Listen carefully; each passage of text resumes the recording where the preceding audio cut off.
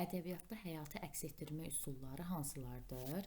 Tərənnüm, təhkiyə, təsvir, göstərmə. Qeyd eləyək. Deməli, tərənnüm,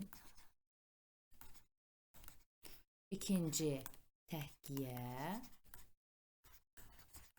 üçüncü təsvir, bir də göstərmə.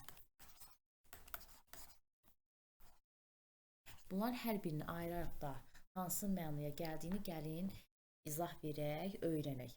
Tərənnüm nədir? Birinci ondan danışaq. Tərənnümdən. Tərənnüm yazıram əvvəldən.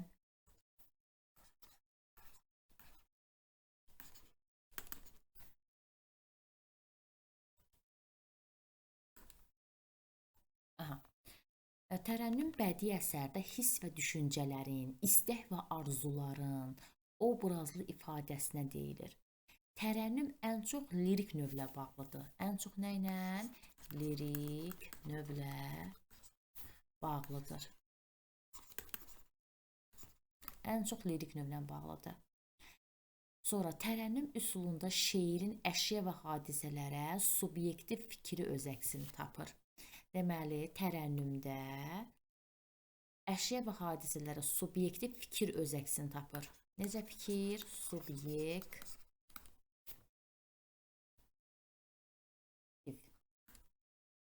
Sonra, şair tərənnüm üsulundan hər hansı bir hadisəni danışmır. Ona öz münasibətini bildirir. Yəni, müsbət mənada. Tərənnüm sözü sadəcə müsbət mənada işlənir. Müsbət, yaxşı. Müsbət mənada işlənir. Siz də mən bu yazdıqlarımı qeyd eləyərsiniz. Deməli, tərənnüm müsbət mənada işlənir. Bir daha təkrar edirəm. Tərənnüm nə idi? Tərənnüm bədii əsərdə hiss və düşüncələrini, istək və arzuların obrazlı ifadəsinə tərənnüm deyilir. Tərənnüm ən çox lirik növlə bağlıdır. Bir də tərənnüm üsulunda şairin əşya və hadisələrə subyektiv fikri öz əksini tapır. Şair tərənnüm üsulundan hər hansı bir hadisədən danışmır. Ona öz münasibətini bildirir. Tərənnüm müsbət mənada işlənir. Bax, müsbət. Onu da qeyd eləyərsiniz. Gələk təhkiyə. Təhkiyə nədir? Təhkiyə bədii əsərdə hadisə və yaxud da əhvalatın şair, yazıcı tərəfindən söylənilməsi, danışılması təhkiyə adlanır. Söyləmək, danışmaq, təhkiyə adlanır. Təhkiyədə sənətkar çox vaxt danışdığı əhvalatın, hadisənin bilavasitə iştirakçısı kimi çıxış edir. Təhkiyə iki şəkildə olur. Yazın ki, şəkildə olur. Təhkiyə iki şəkildə olur. Təhkiyə iki şəkildə olur. Birinci, hadisəni danışanın şahidliyi yolu ilə verilir. Qeyd eləyin sizdə. Hadisə danışanın, hər hansı bir danışan adamın da danışanın şahidliyi yolu ilə verilir. Şahidliyi yolu ilə verilir. İkinci təhkiyə, hadisə rəvayət şəklində söylənilir. Hadisə rəvayət şəklində söylənilir.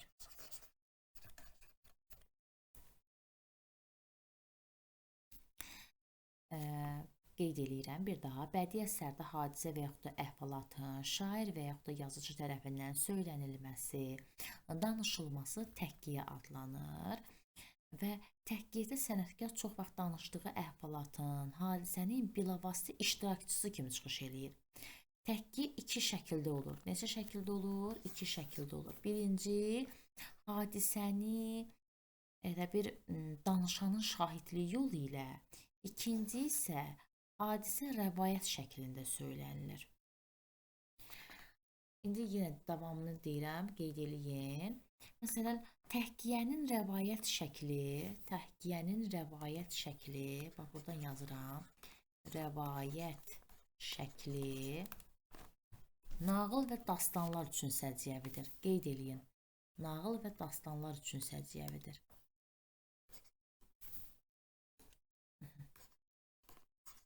Nağıl, rəvayət şəkli nağıl və dastanlar üçün səciyyəvidir.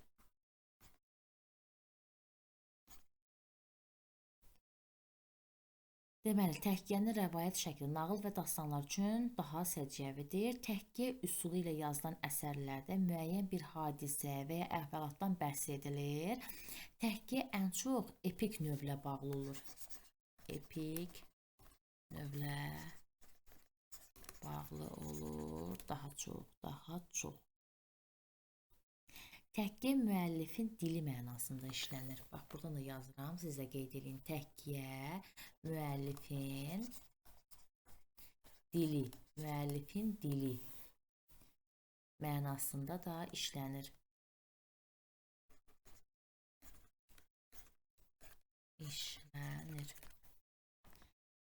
Lövhəni silirəm. Danışaq təsvirdən. Təsvir nədir?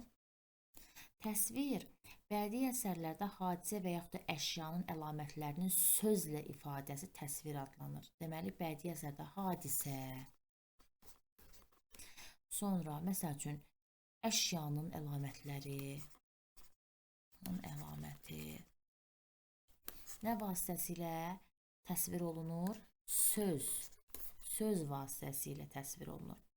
Təsvir də təhkiyyə kimi əsasən epik növ üçün səciyyəvidir. Əsasən, bax, demirəm hər zaman, əsasən epik növ üçün səciyyəvidir.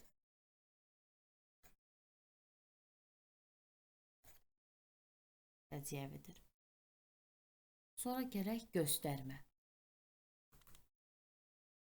Görək bu göstərmə nədir? Göstərmə, hadisənin oxucu və ya tamaşaçıya əyani göstərilməsidir. Qeyd eləyin. Hadisənin oxucu və ya tamaşaçıya əyani göstərilməsidir. Əyani. Bu da əsasən dram əsərlərdə olur. Dramatik növə aiddir. Əsasən dramatik növ. Dram. Deməli, ədəbiyyatda həyata əks etdirmə üsulları hansılar oldu? Tərənnüm, təhkiyyə, təsvir, göstərmə. Tərənnüm nə idi? Bədii əsərdə hiss və düşüncələrin, istək və arzuların obrazlı ifadəsinə tərənnüm deyilir.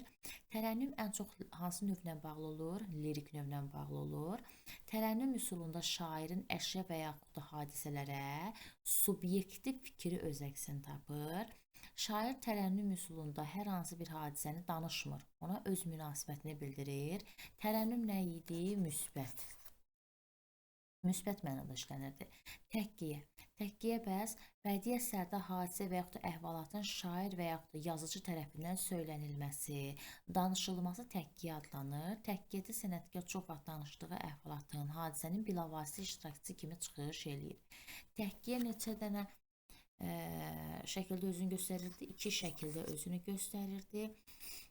Bu hansı şəkilləri idi? Birinci, hadisənin danışanın şahidliyi yolu ilə, ikincisi də rəvayət şəklində söylənilir.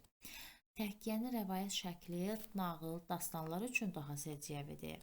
Təhkiyyə üsulu ilə yazılan əsərlərdə müəyyən bir hadisə, əhvalatdan bəhs olunur. Sonra təhkiyyə ən çox epik növlə bağlı olan ifadə üsuludur. Epik növlə, daha çox epik növlə. Sonra müəllifin dili mənasında da işlənilir. Bəs təsvir nədir? Təsvir, bədii əsərdə hadisənin və yaxud da əşyanın əlamətlərinin sözlə ifadəsi təsvir adlanır. Təsvir də təhkiyyə kimi əsasən epik növ üçün səciyyəvidir. Göstərmə hadisənin oxucu və tamaşaçıya əyani göstərilməsidir. Biz də bunu daha çox dramatik əsərlərdə görürük.